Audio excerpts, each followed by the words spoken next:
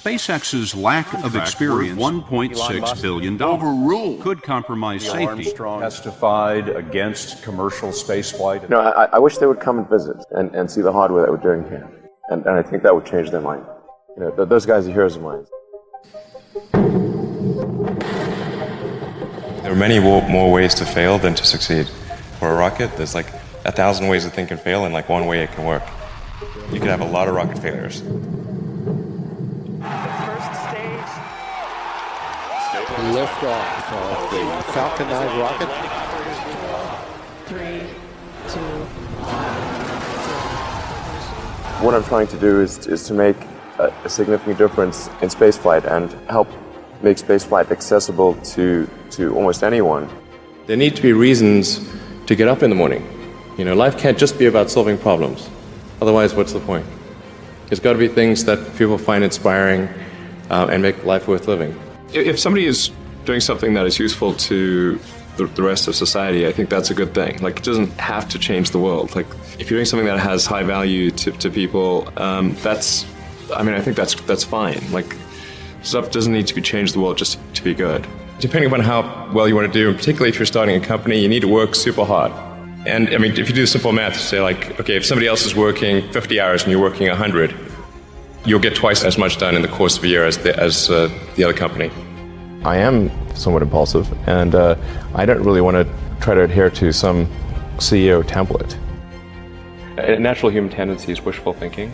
A challenge for entrepreneurs is to say, well, what's the difference between really believing in your ideals and sticking to them versus pursuing some unrealistic dream? That is a really difficult thing to tell you. Can you tell the difference between those two things? I think certainly being focused on something that you're confident will have high value to someone else, and just being really rigorous in making that assessment.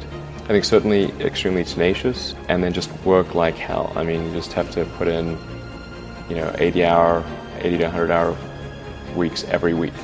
I mean, I think it's like quite painful and difficult. So all those things improve the odds of success. I came to the conclusion that if we can advance the knowledge of the world, if we can do things that expand the scope and scale of consciousthen we're better able to ask the right questions and become more enlightened, and that's really the only way forward. That's unreal. Space is hard, and rockets tend to fail, unfortunately. Even when you've got like a lot of really smart people working super hard to minimize the probability of failure, it's still there, and it's quite significant. People have asked me like, well, why are rockets especially hard? Part of it is like everything has to work the first time. Like there's no, you can't do a recall, you can't patch it.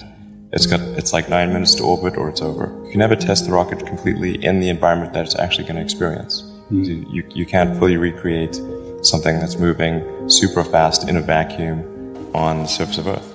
Like you can only really recreate that in space.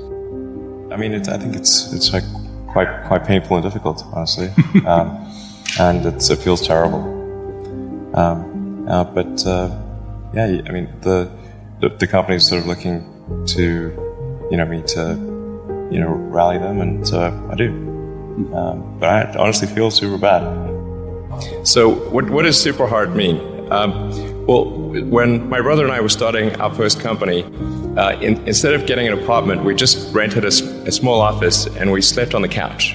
And we showered at the YMCA, and we're so hot up we had just one computer. So the website was up during the day, and I was coding at night. 7 days a week, all the time. If other people are putting in 40-hour work weeks and you're putting in 100-hour work weeks, then even if you're doing the same thing, you know that you will achieve in 4 months what it takes them a year to achieve. When I was young, I didn't really know what I was going to do when I got older. People kept asking me, but then eventually I thought that the idea of inventing things would be really cool. And the reason I thought that was because I read a quote from Arthur C. Clarke, which said that sufficiently advanced technology is indistinguishable from magic, and that's really true. If you go back, say 300 years, the things that we take for granted today would be you'd be burned at the stake for. Being able to fly, that's crazy. Being able to see over long distances, being able to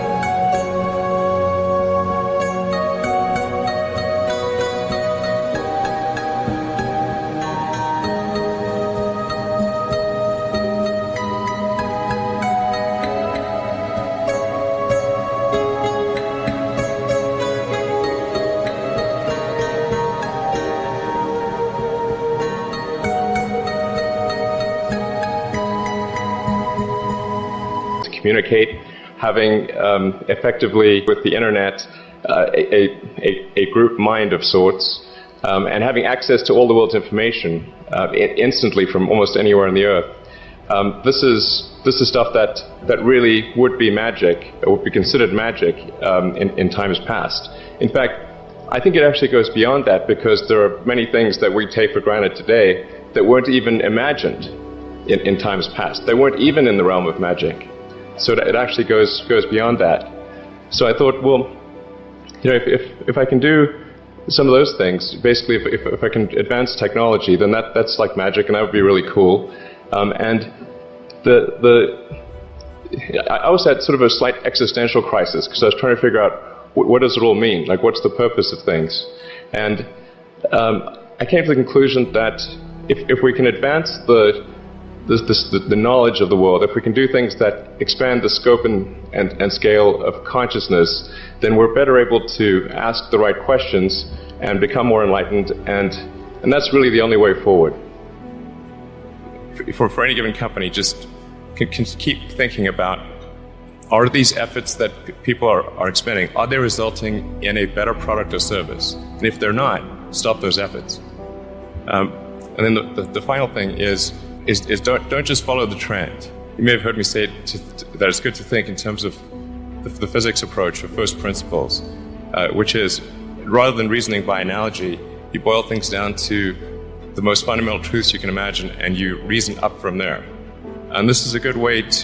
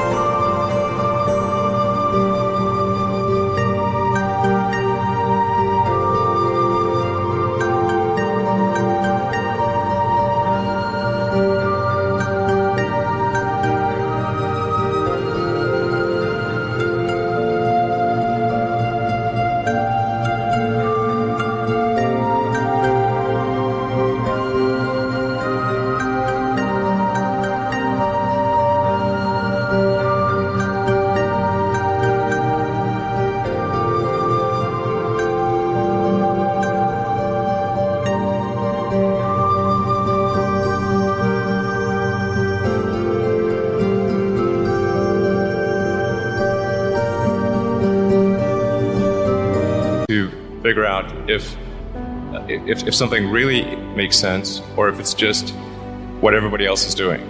It's hard to think that way. You can't think that way about everything. It takes a lot of effort.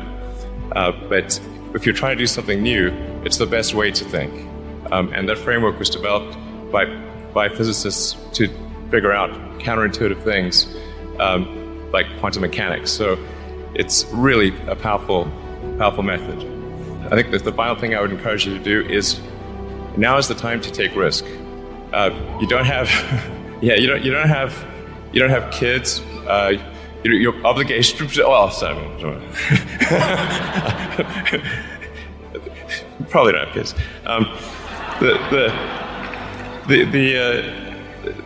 But as you get older, your obligations increase. So and once you have a family, you start taking risk not just for yourself, but for your family as well. It gets much harder to do things that might not work out. So now is the time to do that. Before you have those obligations. So I would encourage you to take risks now. Do something bold. You won't regret it. Thank you.